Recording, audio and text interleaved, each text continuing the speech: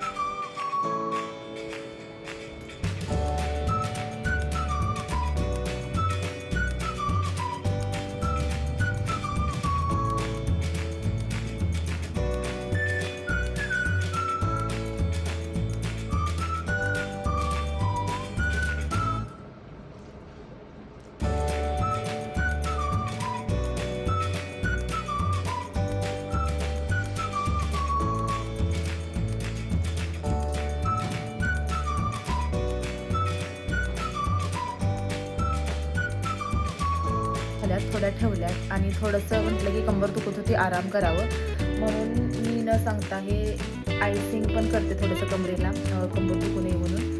म्हणजे डॉक्टरांनी सांगितले आयसिंग केल्यानंतर थोडंसं दुखत नाही म्हणून. तर हे माझ्या मुलीनं मला न मागता आयसिंग आणून दिलेलं आहे. असं रोज तिला अभ्यास करायला बसवलं ना, थोडासा टाइमपास म्हणून मला हे सगळी माझी कामं करते. टाइमपास करते ना? नाही, मग मी पाणी प्यायला गेलते म्हणून माझ्या लक्षात आलं की मम्मीने आयसिंग पॅक नाही घेतला म्हणून घेतला. मी आयसिंग पॅक घ्यायची मीच विसरते, मग ती आणून देते. तेवढाच तिला अभ्यास करताना थोडासा काय मिळतो, गॅप मिळतो आहे की नाही. असं असते आमच्याकडं रोज रोज. पण खूप गुणी बाळ आहे माझं हे, खूप छान छान अभ्यास करणार आहे ना. आणि मला भाज्या पण नीट खूप लागणार आहे राहिलेल्या. करायचं ना? ठीक आहे, चला बस आता अभ्यास करायला.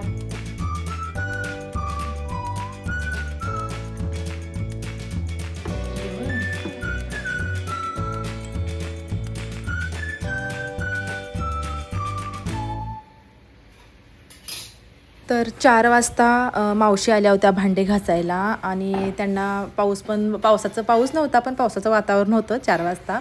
त्यांना विचारलं, मावशी चहा घ्यायचा आहे का? मी रोज रोज विचारते मावशींना चहा घ्यायचा आहे का, तर मावशी कधीच नको म्हणतात. पण म्हटलं की गीताताई तुम्ही रोज रोज विचारता, पण आज मला चहा ठेवा असं मनानं म्हटल्या. त्यामुळे त्यांना त्या भांडे घासतात तोपर्यंत मी चहा ठेवला आणि दोघींनी चहा मस्त पिला. आणि असं चहा आपल्या घरी मावशी ज्या येतात त्यांना मावशीच म्हटलं पाहिजे, कामवाली बाई नाही म्हटलं पाहिजे. आणि मी कधीच त्यांना कामवाली बाई वगैरे म्हणत नाहीत, कारण खूप चांगल्या बायका असतात त्या. आणि माझ्याकडे जसे 2 बायका आहेत, म्हणजे एक झाडू फरशी करायला आणि भांडे घासायला आहे. कारण मला ऑफिसचं काम आणि क्लास वगैरे असतो, त्यामुळे मला हे काम करायला जमत नाही. म्हणजे माझ्या सासूबाई होत्या, म्हणजे 20-25 वर्षापासून आमच्या घरी बायका 2 असतातच कामाला, आणि माझं लग्न झाल्यापासून पण आहेतच. त्यामुळं असं नाही की मी आल्यावर ठेवल्यात आणि आधी नव्हत्या. तर आमच्याकडं 20-25 वर्ष, कारण आई सासूबाई तर ऑफिसमधलं काम करायच्या, त्यामुळे त्यांना पण वेळ मिळत नव्हता. त्यामुळे आमच्याकडे बायका असतातच. आणि चहा मस्त पिऊन झालेला आहे. तर आत्ता संध्याकाळची जेवणाची तयारी करत आहे. आत्ता संध्याकाळी मी करणार आहे भाकरी, मस्तपैकी ज्वारीची पांढरी शुभ्र भाकरी करणार आहे. आणि त्यानंतर लगेच मला 6 वाजता क्लास घ्यायचा आहे. क्लास घ्यायच्या आधीच मी करून ठेवते, कारण क्लास संपल्यानंतर 7:30ला, म्हणजे 7:30 पावणे 8 होतात. भूक एवढी लागलेली असते, आम्ही करून नाही खाऊ शकत. त्यामुळे मी 5:30 पावणे 6ला जरी, म्हणजे 5:30ला जरी करायला घेतलं तर माझा अर्धा तासात स्वयंपाक होतो. तर इथं मस्तपैकी भाकरी वगैरे झाल्या आणि संध्याकाळीचं छान असं जेवण.